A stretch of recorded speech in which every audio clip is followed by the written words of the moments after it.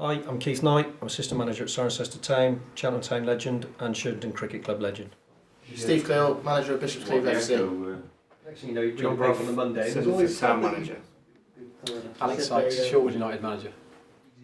Yeah, Collicutt, Evesham United manager. What I'd like to know is how do you think Cheltenham should treat the FA Trophy this season? Obviously, the priority is winning the National League, but it's a chance to play at Wembley. Some of you have played at Wembley and progressed in the trophy and had some great memories. So, what would you have done if you were Gary Johnson? Did he do the right thing playing the kids, or should they have taken the competition a bit more seriously? Well, they didn't lose, so that's a positive. Yeah. But for me, you go and win the game with the best team you can. You played in the Cheltenham one and what that brought to the club, and without that, I don't think you get promotion the following season. So for me, they should have put a stronger team out, but it didn't backfire on them because the young boys went and did a reasonable job and got the draw. Yeah, Alex, you played in the final for Forest Green, didn't you, at Wembley? I think clubs at non-league level should be. I think they should be taking that seriously because you might have said the same, but certainly for Cheltenham, if you think about that, what that brought in that year, for Cheltenham especially, and getting the fans behind them and getting as many as they got at Wembley in that first instance, and even for Forest Green at the time, getting whatever we got there, 20,000, so at least a few thousand Forest Green fans. I think it's a massive competition, and certainly one where lads at non-league level can play at Wembley. So everybody around the table will sell that to say, when we're in the early rounds of that, because we come in the first prelim or whatever it is nowadays, it's a good competition to progress in because it's probably gives you just as much as the FA Cup does in that respect. So I think to underplay it, obviously Gary's got his reasons for picking the team he's done. Just like Forest Green did similar, a round or two ago. So I think they've got to balance that up with what's their priority. But like John says, as a manager, I'd want to win every single game you want to play. When you put a shirt on, your chance to go to Wembley for Cheltenham, I think it's massive, and for Forest Green. Yeah, worst possible result was probably a draw, wasn't it? Because they've got an extra game now. Yeah, definitely. Yeah. What do you think about? Yeah, no, same sort of thing really. Momentum's a big thing in football, isn't it? And it could have backfired a little bit having played the younger lads, and thankfully they got away with the draw. But like these guys said, you got an opportunity to go and play at Wembley, and I think that for Cheltenham they certainly should have played their strongest 11 possible to make sure they got the job done, and then not have to worry about having the replay or having the situation they could have been faced with, which have been 2 games in 48 hours or 24 hours, whatever it is. So. I think if you look on the flip side, if you take Hereford and Salisbury, I don't think you find them taking the Vars lightly, and that's the same equivalent for them at this stage. Yeah. I know it's slightly different in the fact of where those two are. Getting into football leagues a lot different to maybe their priorities, but I think you're not seeing them play weakened teams. I think it's slightly different with Hereford and Salisbury. They're playing in a lot weaker leagues than Oh, Cheltenham, definitely. More Yeah, state. absolutely. Yeah, Yeah, I agree with these guys. I think if it would have been me, I'd have played my strongest team. However, the flip side of that is I can understand why he's done it and what the implications could have been had he picked up a couple of injuries from his first team, going into a big game on Sunday against Dover. He's not got the biggest squad in the world. So yeah, it's understandable why he's done it, but if you're a supporter, you probably feel a little bit shortchanged, I thought. Yeah, Colin, when you won the title in 84-85, how was the trophy viewed then? Because obviously Cheltenham hadn't really progressed that far in it. Now they've won it. I can remember getting to the quarter final, the winner, Yeah. and there was a big crowd. We got knocked out by Kidderminster on a Sunday, and you couldn't move at Modern Road that day. But, big crowd, good atmosphere. But the one thing, just listening to these lads talk now, I think the thing that has changed, and it seems to every year, is getting into the league is so important. Yeah. And let's be fair, we all want, hopefully we do want Cheltenham and Forest Green to do well and get there. And the money that's waiting there for the winners is the big prize. The prize is getting bigger each season. And so it's a difficult question to go and answer.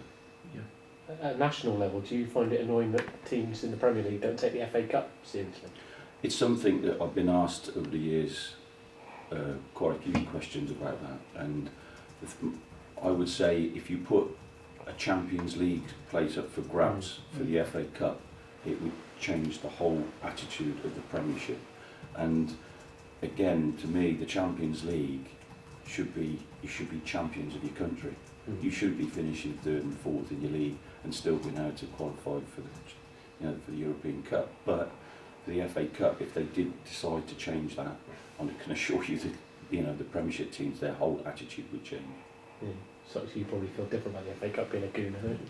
And everything you've won in recent years. I think the Premiership teams are slightly different because the size of their squad sometimes, and the chances for their young lads to get very competitive football against Football League teams potentially is a big carrot for them because they can change things up. And what Liverpool at Exeter the other week, you know, the amount that he chucked in there and just said, there you go. But I think as a fan, like we said about being short-changed possibly, you know, if you're a fan, you want to see yourself do well in the FA Cup. I mean, we're all of an era where the FA Cup was the biggest thing, you know, outside of winning the Football League as it was. You know, that was the biggest thing. And Saturday FA Cup Day was all about, you know, the razzmatazz and all that. And I think that's disappeared slightly because some of the clubs, because their priorities have changed, you know, their league games at weekends, you know, are a bit more of a priority than maybe the FA Cup is. So. Suppose you saw the magic of the FA Cup a few years ago, really, didn't you, with that Port Vale game? Yeah, I mean, for teams at our level, it's huge. Any exposure you can get, you know, looking on, so you've got enough pedigree here that's been involved in that over the just like the trophy, really. But for teams at our level, I mean, that's a different carrot completely. And that run and the prize money that's for us, you know, that helps weekly wages and helps bankroll the club for seasons and sort pitches out and get tractors and do whatever else. So yeah, I mean that's huge for us. But likewise, the trophy prize money, you know, has increased recently. So again, for us coming in at the very first level of that, you know, that's always a big game. Whatever your preliminary round game is, it's normally against, you know, somebody in the same league. That's tough going to win one of those or get knocked out and then just have none of that. You know, it's difficult. Balancing that up, fixtures, what do you want to prioritise? You know, for Gary, it's very different, isn't it? Yeah, here's one for you all then. What was your best FA Cup or FA Trophy memory from your careers? I probably don't need to answer that. Getting through to the Reading was Yeah. pretty good, though, wasn't it, as well as the... Yeah, absolutely. Yeah, when we were at Cheltenham, when we played against Reading, it's fantastic. But obviously, I think if we're harping back to our halcyon schoolboy days, as Alex is, you know, when you're a young kid, you want to, you know, you dream of playing for your country, you dream of playing at Wembley, you dream of being a professional footballer. So if you can tick any of those boxes throughout your career, I think, you know, it's a massive plus. So to play at Wembley, especially for me, when it was my hometown club, and win, it was probably the worst game of football ever. But the result was all that was important. Ours was worse the year Yeah, it's just a fantastic occasion for the club, for the supporters, and obviously financial implications then were huge. Yeah, Brough, yours might not be Cheltenham related. Is it, what would you say is the best FA Cup history? Fifth round, West Brom. Yep. For the club, 5,000 behind the goal. Great day out, and I'm lucky in the whole scheme of the game. It went really close. And I think Daniel Dicchio scored, got up with Banco for a far post header, which that was the difference in the day. I think Jamie Victory scraped the crossbar. We had chances, so that from a Cheltenham point of view would be fifth round. From a personal point of view would be the Tottenham game. Playing against Tottenham for a small club like Hereford, it was a no-win situation for them really, and I think the pitch was a massive leveller on the day, and we managed to get the draw. And talking about finances, I think the club got about 100,000 that just for the replay, and that saw them through in very barren times over at Edgar Street, and obviously spent it very quickly. But yeah, that would, from a personal point of view, that would be right up there. Yeah, Collie, what's your best trophy or cup memory? Well, with the trophy, it'd probably be with Cheltenham when we got to the quarters. Yeah, it was a very, very big day that day. And as I said, one road was full, even though they said I think the crowd was 2,500 or 3,000. But as for the cup, you know, again with Cheltenham, got close with Windsor and Eton the one year, and then they beat us and they went on to play Bournemouth. That's probably the closest we got, you know. Yeah. But not like these lads. I've never got to the first round proper. As a manager, As a manager, it would Cleave. It was the incredible run. The fourth Yeah, quarter-final. we it lost was Eastbourne Borough. the Eastbourne Borough, Yeah. and we should have come away with something in the game, and we didn't. And we had a big crowd there that day, around 1,000, I think. And then they pulled Oxford out the bag, and you know that would have been a close thing for being on TV, I would imagine. You know, and for a club the size of Cleave, it would have meant a lot. And I'm sure the chairman would have been very happy with the draw. So I know you've got a T-shirt saying "My Daddy." Yeah, no, Your little one's got a T-shirt Yeah. actually, the FA Cup, and Yeah, proud scoring a moment goal for in you. the FA Cup was a big thing for me, even though it was like the extra pluming around the first time we played in it. But that's something I treasure. But like the gaffer said then, that when we got to the fourth qualifying round and lost to Eastbourne Borough, we were unlucky, and that was the closest we come to it. And yeah, it was a good game. We had a few scares on the way in that year as well. I think we drew 4 each with Tottenham, didn't we? And then went down and won the replay, I think, if that was right. And then yeah, it was. It's the only time I've ever subbed a player inside 4 minutes. So far.